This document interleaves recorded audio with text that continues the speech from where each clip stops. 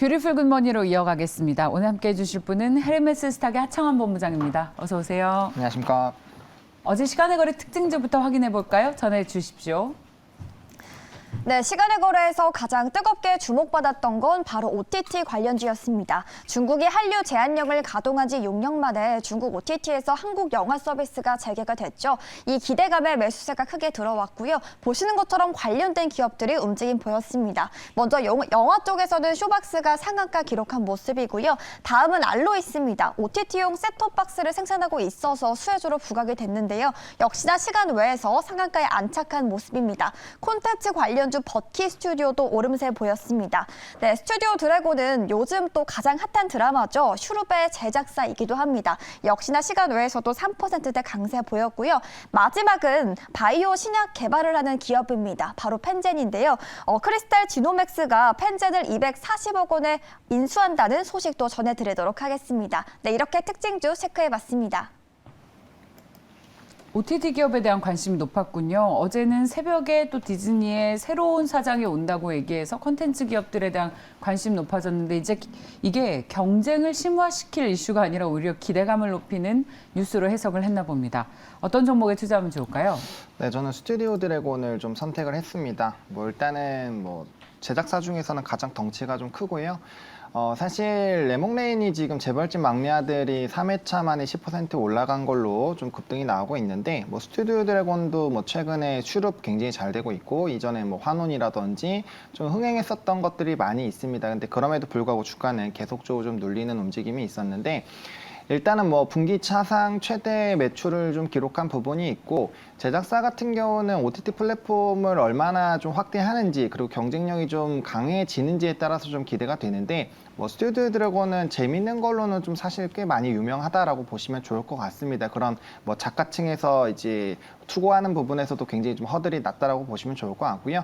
그래서 좀 많은 컨텐츠를 가지고 있다라는 점 그리고 앞서 말씀해주신 이제 디즈니 쪽에서의 CEO가 바뀌었기 때문에 분명 경쟁력 부분에서 OTT들의 경쟁은 좀 심화가 될 것이고 그럼 어떠한 컨텐츠를 가지고 있느냐가 결국에는 OTT를 선정하는 기준이 될 수 있겠다라고 보시면 좋을 것 같습니다. 그래서 그런 전방위적에서 이제 제작사들의 좀 긍정적인 시그널들은 계속적으로 좀 나타날 것이고요.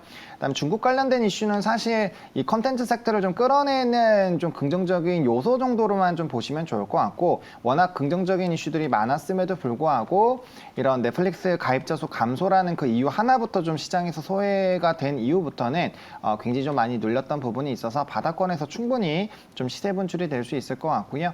이제 물가 상승이라든지 이런 부분들이 많이 둔화가 되고 있긴 하지만 여전히 고물가 흐름들이 유지가 되고 있어서 연말에는 컨텐츠 관련된 부분에서의 좀 긍정적인 시그널들은 좀 유지가 될 수 있겠다라는 관점으로 한번 보시면 좋지 않을까라고 좀 정리를 드리도록 하겠습니다. 3분기 실적이 굉장히 잘 나왔잖아요. 네. 창사 이래 가장 많은 숫자를 냈습니다. 이게 11월 초에 나왔는데 공시를 통해서 근데 왜 주가는 여기에 전혀 반응을 못한 거죠? 아무래도 시장에서 좀 소외가 됐죠. 왜냐하면 단기적으로는 이제 다들 잘 아시다시피 네옴시티 쪽으로 수급이 많이 쏠렸었고 그 OTT 회사들이 최근에 레몽레인 이후로 좀 조명을 받았음에도 불구하고 스튜디오 드래곤은 오히려 그 소식 이후에 계속 음봉이에요. 이게 이제 덩치가 커서 그러니까 이제 A스토리 같은 경우도 우영우 하나로 주가가 100% 올라갔죠. 레몽레인도 지금 재벌집 막내 아들 하나로 지금 슈팅이 나오고 있잖아요. 근데 네. 이 종목은 환원 이전에 10%대 넘었죠. 네. 슈룹 되게 잘 되고 있죠. 근데 네. 주가에 반응이 없어요. 그러다 보니까 네. 사실 거기에서의 조금 불안감이 있는 거죠. 강력한 매수세가 좀 들어가기 좀 부담스러운 부분이 있고 지금 외국인은 최근에 그래도 좀 많이 담아주고 있는데 기관에서의 매도가 좀 많이 있어요. 최근에 투신이 좀 담아주고 있다라는 부분은 좀 긍정적인데 그래서 수급적인 부분에서 기관의 좀 뒷받침이 좀 떨어지는 부분들이 있기는 하지만 네. 이 저점 매력도 그다음에 실적 매력도 많은 컨텐츠를 제작하고 있는 거 그리고 구IP를 활용할 수 있는 이런 환경 자체가 계속 발달이 되고 있어서 이런 부분으로 본다면 좀 충분히 저가 매수 시간은 좀 걸려도 충분히 좀 수익성 부분에서는 기대를 해볼 만하지 않을까라고 보고 있습니다. 목표가를 8만 원으로 정해주셨습니다. 자, 외국인과 기관 수급 특징주도 보겠습니다. 전해 주십시오. 네, 외국인과 기관이 2거래일 연속 매수하고 있는 종목들 확인해 보도록 하겠습니다. 먼저 원자재 관련해서는 풍산이 16거래일 연속 매수 행진 이어가고 있고요. 요즘 정말 이 친환경 정책이 중요해지고 있습니다. 유럽과 미국에서 해상풍력 시장이 본격화되면서 CS 윈드를 꾸준하게 담고 있고요. 또한 내년 상반기부터는 수주 모멘텀이 개선될 것이라는 긍정적인 전망도 이어지고 있습니다. 네, 다음은 카지노 관련주 GKL인데요. 카지노 관련주를 향해서는 장밋빛 전망이 나오고 있습니다. 특히나 증권가에서는 GKL이 2023년에는 영업이익과 순이익 모두 흑자 전환에 성공할 것으로 예상하고 있습니다. 어제 증권주들이 강했습니다. 외국인은 그 속에서도 키움증권의 매수세를 보이고 있고요. 중국 코로나 확진자 수가 늘고 있죠. 이 소식에 면세점 관련주는 약세를 보였는데요. 외국계에서는 호텔신라의 8거래일 연속 집중 매수하고 있는 모습입니다. 이어서 기관 특징주도 확인해 보도록 하겠습니다. 먼저 도시가스 관련해서는 서울가스가 16거래일 연속 매수세에 들어오고 있고요. 재건 관련주도 역시나 눈에 띕니다. 현대, 두산, 인프라코어인데요. 우크라이나 국방부 차관이 내년 봄에 종전이 가능할 것이라고 언급을 했는데요. 이 기대감이 반영이 됐습니다. 대표적인 편의점 관련주인 GS 리테일도 꾸준하게 담고 있는 모습이고요. 내년에 신작에 대한 기대감도 높아지고 있습니다. 기관은 게임주 중에서 네오 위주에 주목했고요. 로봇 관련해서는 로보티즈가 6거래일 연속 매수세에 들어오고 있는 모습입니다. 네, 이렇게 특징주 함께 하셨습니다. 네, 외국인은 정말 소비주에 주목하면서 GK의 카지노, 호텔신라와 같은 종목들 꾸준히 사고 있네요. 기관은 로봇주, 그리고 기계장비 계속 편입하고 있습니다. 네. 어떤 종목이 가장 매력 있습니까? 외국인 순매수 특징주 가운데서요? 외국인에서는 CS 윈드로 좀 선택을 했습니다. 네. 사실 이 종목은 정말 수급적인 부분에서는 굉장히 좋은데 거기에 비해서는 좀 주가의 탄력도가 최근에 조금 둔화가 된 게 좀 아쉽다라는 생각이 드는데요.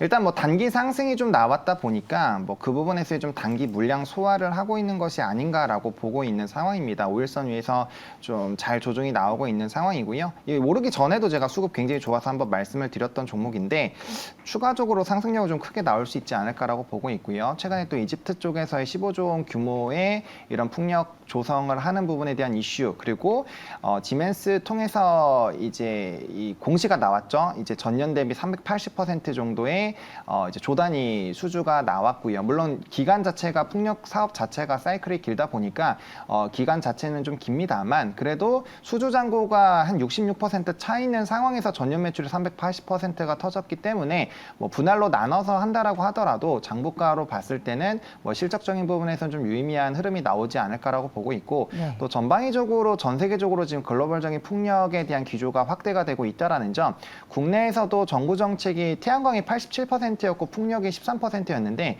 이게 이제 6대4 비율로 좀 조정을 하기로 했습니다. 그래서 국내 부분에서도 이런 풍력에 대한 기대감이 붙어줄 수밖에 없고요. CS윈드 같은 경우는 뭐 풍력 타워에선 전 세계 글로벌 1위라는 기업이기 때문에 뭐 이런 수급적인 측면에서 봤을 때도 추가적인 상승력은 충분히 좀 기대를 해보셔도 괜찮은 종목이겠다라고 좀 정리해드리겠습니다. 네, 자, CS윈드는 목표가를 85,000원으로 제시했습니다. 손절가가 65,000원입니다. 그렇다면 이번에는 기관 순매수 특징주로 이어갈까요? 네, 네오이즈를 좀 선정을 했는데요. 네. 이번에 지스타가 좀 열렸죠. 네. 지스타가 열렸는데 거기서 이제 뭐 플레이를 해보신 분들이 피해 거짓을 굉장히 좀 긍정적으로 보고 있는 상황이고요. 소울 스트라이크라고 해서 이제 좀 약간 으스스한 분위기의 이런 MMORPG인데 뭐 비슷한 걸로는 뭐 이제 엘더 스크롤이라고 좀 유명한 게임이 있습니다. 그거와 조금 유사하지 않나라고 보고 있고 굉장히 좀 전 세계적으로 그것도 좀 흥행을 했었던 게임이거든요. 그래서 자유도도 굉장히 넓고요. 그런 부분에서의 좀 기대감은 충분히 좀 있지 않나라고 보고 있고 게임주 안에서의 이런 신작 기대감이 이 정도로 사실 오랜 기간 동안 끌고 가는 종목이 그렇게 많지는 않거든요. 그래서 실질적으로 나왔을 때 이런 기대감은 충분히 좀 있지 않나라고 보고 있고 증권가에서도 이런 판매에 대한 부분을 거의 200만 장 정도로 예상을 하고 있습니다. 게다가 이전에는 네오이즈가 사실 2017년, 18년도까지는 퍼블리셔만 하는 그런 회사였는데 최근엔 콘솔 쪽에서의 뭐 거의 독보적인 지위를 가지고 있다라고 보시면 좋을 것 같고요. 거기에 따른 뭐 이제 계속적인 이런 IP들은 추가적으로 늘어나고 있다라는 점, 그리고 이제 과거부터 웹보드로는 NHN과 더불어서 이제 양대 산맥인 종목인데 연말 연초에는 고포류라고 해서 고스톱 포커 관련된 부분에 대한 좀 흥행이 잘 됩니다. 그리고 연 3월 달부터 이제 또 웹보드 규제 규제 완화가 일부분 좀 진행된 부분이 있어서 거기에 따른 좀 수익성 부분도 좀 충분히 챙겨갈 수 있지 않을까라고 보고 있는 그런 상황입니다. 그래서 신작 기대감, 콘솔 기대감, 그리고 이제 성수기 도래한 이런 웹보드 쪽에 대한 충분히 좀 긍정적인 시그널들이 나올 수 있어서 충분히 좀 긍정적으로 끌고 가보셔도 괜찮은 종목이지 않을까라고 좀 정리를 드려보도록 하겠습니다. 게임주들은요, 지스타 부산에서 지스타 있기 전까지는 그동안 보기 어렵던 장대 양봉과 거래량이 폭증하더니 정확히 그 다음부터 3거래일 연속 음봉이 나와서 네. 이 지스타로 인한 어떤 관심이 또 좀 희석 사라지고 있는 게 아닌가라는 생각이 듭니다. 사실 뭐 이제 급등이 나온 종목군들 같은 경우는 지스타도 있지만 이제 또 파노가 중국 쪽에서 한두 개 정도 됐거든요. 룽투코리아도 그렇고 그래서 이제 넷마블도 전거래일에 좀 뭐 이슈가 뜨면서 좀 단기적인 급등이 나왔다 바로 차익이 나왔죠. 그러니까 게임주 자체는 지금 이런 코인이라든지 NFT 쪽으로도 조금 이슈가 있다 보니까 거기에 따른 좀 부담감이 있다라고 보시면 좋을 것 같고 대신에 이제 신작에 대한 기대감이 엄청나게 있다거나 아니면 전통 게임주들 같은 경우는 그래도 좀 저점 대비해서는 좀 많이 올라온 부분이 있어서 뭐 거기에 따른 부분들은 계속적으로 보셔도 괜찮을 것 같고 다만 이제 저점에서 너무 많이 높아진 종목군들은 단기 차익은 당연히 좀 생각을 해보시는 관점으로 보실 필요는 있겠다라고 정리 드리겠습니다. 네, 자 네오이즈 살펴봤고요. 자 다음은 사모펀드 특징주를 보겠습니다. 전해 주십시오. 네, 사모펀드는 절대적 단기적 수익을 지향하고 있습니다. 특징주로 확인해 보도록 하시죠. 먼저 사모펀드는 게임주 쪽에서는 크래프톤에 집중 매수를 했고요. 앞서서 자세히 다뤘던 기업이기도 합니다. 다음은 메리츠 화재인데요. 메리츠 회사와 증권을 완전 자회사로 편입한다는 소식이 있었습니다. 이 소식에 어제 3사가 모두 상한가 기록하기도 했습니다.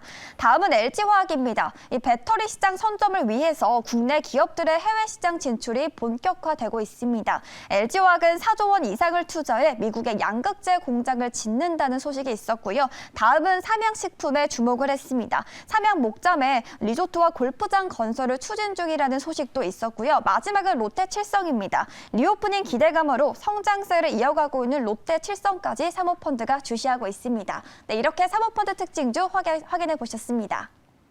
탑픽은 뭡니까? 네, 롯데칠성으로 좀 골랐습니다. 네. 일단 뭐 사모펀드의 연속적인 뭐 물량이 엄청나게 많은 건 아니지만 그래도 연속적으로 좀 들어오고 있다는 부분이 좀 긍정적이고요. 최근에 외국인의 4거래일 매도가 있기는 했지만 5거래일 전에 대량 매수가 좀 들어왔었던 부분이 있어서 지금 외국인과 기관은 한 달 기준으로 본다라고 했을 때 계속적인 좀 매수세가 들어오고 있다는 부분이 그래도 좀 괜찮지 않나라고 보고 있고 다만 이제 기타 법인 쪽에서 한번 물량이 좀 나갔죠. 대주 쪽에서.